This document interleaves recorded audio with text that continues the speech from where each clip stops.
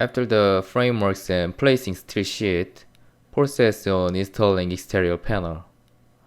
Because of cold weather concreting, exterior panels are installed for protecting curing of concrete. And lifting method on exterior panel would be differ depending on the type of panel. In this project, just the normal panel are used and cut or trimmed with standard size, so when panel with hollow for opening are lifted, worker would be bolt this panel on steel frame. After the bolting is finished, put shoring post under the floor slab. Shoring post should support the floor slab to prepare pouring. Usage of shoring post on steel structure is much less than usage of shoring post on reinforced concrete structure.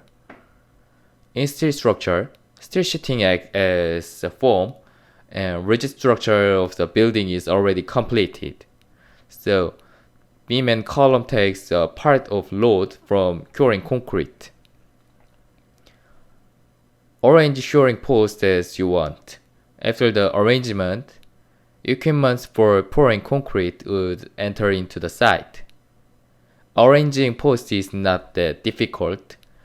Activate section box and pull this down for sectional appearance. So shoring posts are installed in this way.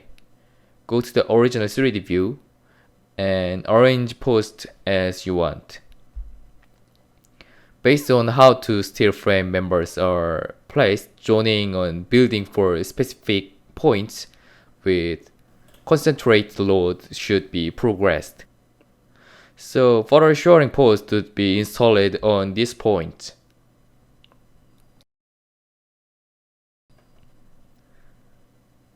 After that, contract the concrete and an agitator truck and the boom concrete pump car would enter in the site. Pouring process ranges from level 2 to level 4, and pouring would be progressed in two areas, area A and area B. As installation of panel is already completed, so put the pump arm into the building through one of the opening on each level. Pour concrete in sequence of level 2, level 3, and level 4 in order of level.